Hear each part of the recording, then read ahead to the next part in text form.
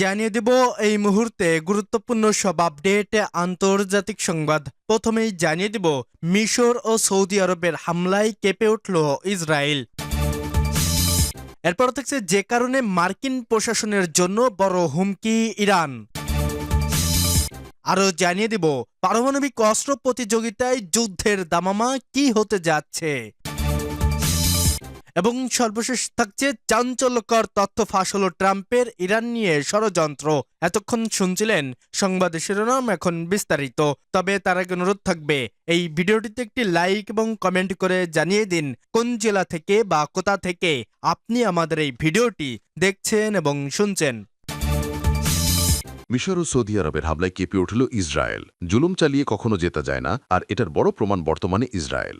গত পরশুদিন স্থানীয় সময় 2টার দিকে মিশর হামলা চালিয়েছিল ইসরায়েলের ওপর। এরপরে আবারও হামলা চালালো সৌদি আরব ও মিশর। আজকের এই ধ্বংসযজ্ঞ হয়তো ইসরায়েলের আজীবন মনে থাকবে। ক্ষয়ক্ষতির পরিমাণ এত বিশাল দাঁড়িয়েছে যে ইসরায়েলের অপ্রত্যাশিতভাবে কোনোভাবেই 1 বছরও ঠিক করা সম্ভব নয়। ক্ষতি হয়েছে মিশর থেকে ইসরায়েলে আসা তেলের মেইন ওয়ার্কশপ ও ডিসেন্ট গুদামে। সৌদির কিং মোহাম্মদ বিন সালমান স্পষ্টভাবে হুঁশিয়ারি দিয়ে জানিয়েছেন, যুদ্ধবন্দির পর গাজায় এখন পর্যন্ত 772 জনকে হত্যা করা হয়েছে এবং এই হত্যা মুসলিম রাষ্ট্র কোনোভাবেই মেনে নেবে না। মিশরের সরকার প্রধান আব্দুল আল সিসি বর্ডারে আরও কড়া পাহারা বসিয়েছেন। ফিলিস্তিনের গাজায় যুদ্ধবিরতি বাস্তবে রূপ নেওয়ার আগেই অশান্তির আগুন জ্বলছে ইসরায়েলে। শান্তির চুক্তি লঙ্ঘন করে বেসামরিক নাগরিকদের উপর হামলা শুরু করেছে তারা। ফলে গাজার সাধারণ মানুষের জীবন আবারও দুর্বিষহ হয়ে উঠতে শুরু করেছে। অন্যের ঘরে অশান্তি বা আগুন জ্বালাতে গিয়ে নিজেরাও ক্ষতিগ্রস্ত হচ্ছে ইসরায়েলি সেনারা। গাজা উপত্যকার দক্ষিণাঞ্চলীয় শহর রাফাতে এক ইসরায়েলি রিজার্ভ সেনা নিহত হয়েছে। তবে ঠিক কারণে ওই ইসরায়েলি সেনার মৃত্যু হয়েছে তা নিয়ে ধোঁয়াশা রয়েছে। বুধবার ইসরায়েল সামরিক কমান্ড জানায়, গাজার দক্ষিণাঞ্চলীয় শহর রাফাতে অজ্ঞাত এক হামলায় তাদের এক রিজার্ভ সেনা নিহত হয়েছে। ওই সেনা একজন রিজার্ভ মাস্টার সার্জেন্ট। তিনি ইসরায়েলি দখলদার বাহিনীর গাজা ডিভিশনে ভারী যন্ত্র দিয়ে খনন কাজ করতেন। চলমান যুদ্ধবিরতি চুক্তির মধ্যে রাফার জেনিনা এলাকায় খননকারী যন্ত্র চালানোর সময় ওই রিজার্ভ সেনা নিহত হন। রাফার জেনিনা এলাকাটি যুদ্ধবিরতি চুক্তির হলুদ রেখার পূর্ব দিকে অবস্থিত। এই ধ্বংসযজ্ঞ চালাতে গিয়ে অজ্ঞাত হামলার শিকার হয়ে ইসরায়েলি সেনাদের প্রাণ হারানোর মতো ঘটনা ঘটছে। এই মাসের শুরুতে সর্বশেষ গাজায় যুদ্ধবিরতি কার্যকর হওয়ার পর থেকে এখনও পর্যন্ত 3য় ইসরায়েলি সেনা নিহত হয়েছেন। গণমাধ্যমের প্রতিবেদনে জানা গেছে, গত সপ্তাহে রাফার জেনিনা এলাকায় খনন কাজ চলাকালে একটি অবিস্ফোরিত সামরিক সরঞ্জাম বিস্ফোরিত হয়। ওই বিস্ফোরণে 2 জন ইসরায়েলি সেনা প্রাণ হারায়। সেই সময় সেনাদের মৃত্যুর জন্য গাজার প্রতিরোধ যোদ্ধাদের দায়ী করেছিল ইসরায়েল সামরিক কমান্ডার এবং নেতানিয়াহু সরকার। তবে গাজায় যুদ্ধবিরতি ভাঙার আশঙ্কা নেই বলে দাবি করেছিলেন মার্কিন প্রেসিডেন্ট ডোনাল্ড ট্রাম্প। মঙ্গলবার ট্রাম্প বলেন, গাজায় যুদ্ধবিরতি ভাঙার কোনো সম্ভাবনা নেই। ইসরায়েলের হামলা যুদ্ধবিরতিতে কোনো প্রভাব ফেলবে না বলেও দাবি করেন তিনি। এর মধ্যেই বুধবার থেকে তারা যুদ্ধবিরতি পুনরায় কার্যকর ঘোষণা দিয়েছে দখলদার ইসরায়েল।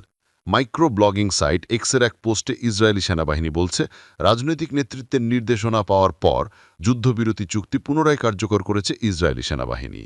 পর্যবেক্ষকরা বলছেন, গাজায় যুদ্ধবিরতি নিয়ে এখনও দ্বিধার মধ্যে রয়েছে ইসরায়েল। সেই কারণেই যুদ্ধবিরতি ভেঙে হামলা চালিয়েছে তারা। তবে যুক্তরাষ্ট্রের চাপের মুখে ইসরায়েল আবারও যুদ্ধবিরতি মেনে নিতে বাধ্য হয়েছে বলেও মনে করছেন তারা। যে কারণে মার্কিন প্রশাসনের জন্য বড় হুমকি ইরান।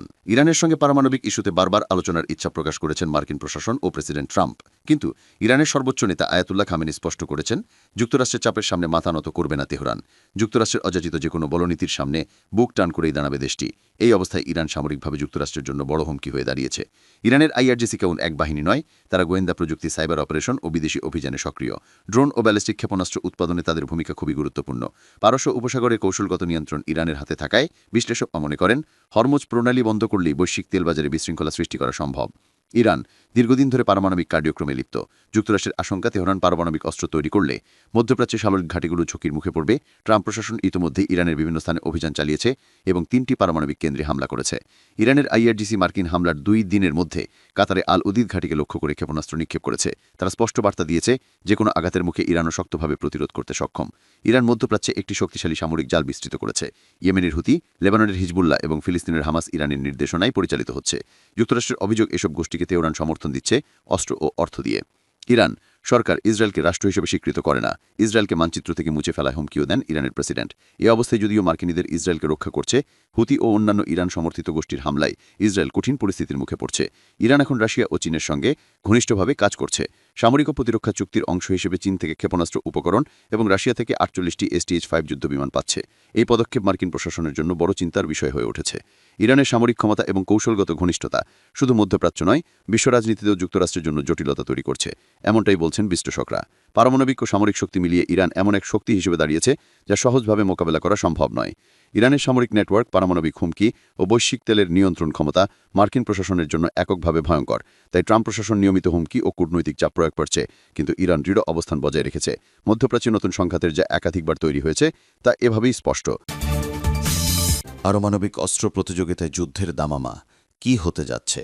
আবারও নতুন করে শুরু হয়েছে পারমাণবিক অস্ত্রের প্রতিযোগিতা।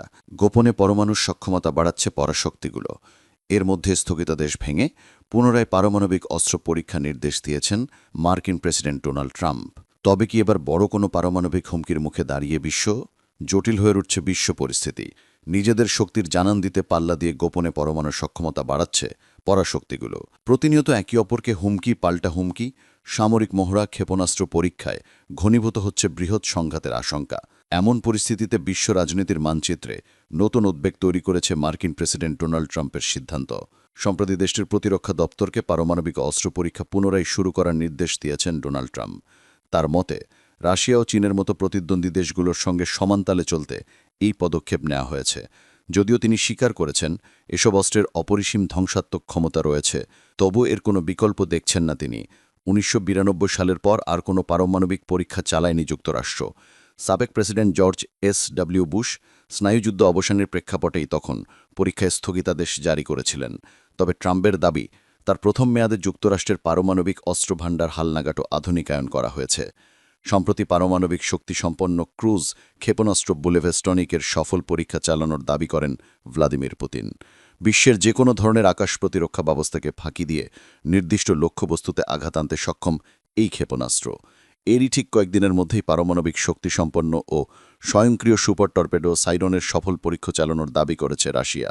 এটি মূলত সমুদ্রের তলদেশে পরিচালিত হয়ে তেজস্ক্রিয় সুনামি কিংবা সমুদ্র ঢেউ সৃষ্টি করে উপকূলীয় শহরগুলোকে বসবাসের অযোগ্য করে তুলতে পারে। পুতিনের দাবি, এই অস্ত্রের মতো আর কোনো অস্ত্র পৃথিবীতে নেই। বিশেষজ্ঞরা বলছেন রাশিয়ার এই পদক্ষেপে প্রেসিডেন্ট ডোনাল্ড ট্রাম্পের ঘোষণার কারণ। যদিও রাশিয়া বলছে যে তাদের পরীক্ষাগুলো পারমাণবিক ছিল না, বিশেষজ্ঞরা মনে করছেন পারমাণবিক অস্ত্র প্রতিযোগিতার এমন পুনরুত্থান বিশ্বকে নতুন ধরনের ঝুঁকির মুখে দাঁড় করাবে। বিশেষ করে উত্তর কোরিয়া ছাড়া পারমাণবিক অস্ত্রধারী রাষ্ট্রগুলো কয়েক দশক ধরে পরীক্ষায় অনীহা দেখিয়েছিল, আর এখন ট্রাম্পের এই ঘোষণায় অন্যদেরও একই পথে হাঁটার প্রভাব ফেলবে। এদিকে বিশ্ব পরিস্থিতি ক্রমে জটিল হচ্ছে ইউক্রেন যুদ্ধ, পাকিস্তান, ভারত এবং ইরান ইসরায়েল উত্তেজনা, কোরিয়ার উপদ্বীপ তাইওয়ানকে ঘিরে ক্রমবর্ধমান সংঘাতের কারণে। এসব ক্রমবর্ধমান উত্তেজনা পারমাণবিক অস্ত্র প্রতিযোগিতার সম্ভাব্যতাকে আরও বাড়াচ্ছে, যার কারণে নতুন এক চ্যালেঞ্জের মুখে দাঁড়িয়ে আছে বিশ্বের নিরাপত্তা। চাঞ্চল্যকর তথ্যে ফাঁস হল ট্রাম্পের ইরান নিয়ে ষড়যন্ত্র। মধ্যপ্রাচ্যে পরমাণু সংকটের উত্তাপ এখনও বাড়ছে। IAEA যেন দিশা হারিয়েছে। জুনের প্রতিবেদনে প্রকাশিত তথ্য অনুযায়ী ইরানকে বিশ্ব সামরিক অঙ্গনে হুমকি হিসেবে তুলে ধরে পশ্চিমা জোট। তেহরানকে থামাতে ইসরায়েল ও যুক্তরাষ্ট্র অভিযান চালিয়েও তীব্র প্রতিরোধের মুখে সীমিত সাফল্য পায়। সামরিক যুদ্ধবিরতির আড়ালে উত্তেজনা এখনও অব্যাহত। বিশেষজ্ঞরা সতর্ক করেছেন, যে কোনো মুহূর্তে মধ্যপ্রাচ্যে তীব্র সংঘর্ষ পুনরায় শুরু হতে পারে। তবে পারমাণবিক অস্ত্রের আরও জলজল করার পেছনের আসল উদ্দেশ্য খুঁজে বের করা জরুরি। ইরানের বিরুদ্ধে হামলার মূল কারণ কি? শুধু পারমাণবিক কর্মসূচি, নাকি এর পেছনে আরও বড় রাজনৈতিক উদ্দেশ্য রয়েছে? আন্তর্জাতিক পরমাণু শক্তি সংস্থার অবস্থান পরিবর্তন ঘিরে উদ্বেগ বাড়ছে। জুনে তাদের প্রকাশিত প্রতিবেদনে বলা হয়, ইরানের কাছে 6টি পারমাণবিক বোমা তৈরির উপকরণ রয়েছে। এবার একই সংস্থা বলছে ইরান কোনো পারমাণবিক অস্ত্র তৈরি করছে না। সংস্থাটির প্রধান রাফায়েল গ্রোসি নিশ্চিত করেছেন, ইরান কখনোই পারমাণবিক অস্ত্র তৈরিতে নিযুক্ত হয়নি। গ্রোসির উল্টো সুর নতুন বিতর্ক তৈরি করেছে। কয়েক মাসের মধ্যে পুরো দাবার ছক যেন বদলে গেল। বিশ্লেষকরা বলছেন, IAEA মূলত পশ্চিমাদের হাতিয়ার। যুক্তরাষ্ট্র মধ্যপ্রাচ্যের নিজেদের আধিপত্য ধরে রাখতে এটি ব্যবহার করছে। আর ইরানের পারমাণবিক সক্ষমতার অভিযোগ কেবল অজুহাত। ইরান বারবার জানিয়েছে তাদের পারমাণবিক কর্মসূচি সম্পূর্ণ বেসামরিক এবং বিদ্যুৎ উৎপাদন, গবেষণা এবং প্রযুক্তিগত উন্নয়নের জন্য। কিন্তু পশ্চিমারা তা মানতে চায়নি। তারা দাবি করে বেসামরিক কাজে পরিশুদ্ধ ইউরেনিয়াম প্রয়োজন নয়। এই ভিত্তিহীন অভিযোগের আড়ালে উদয়মান শক্তিকে চিরতরে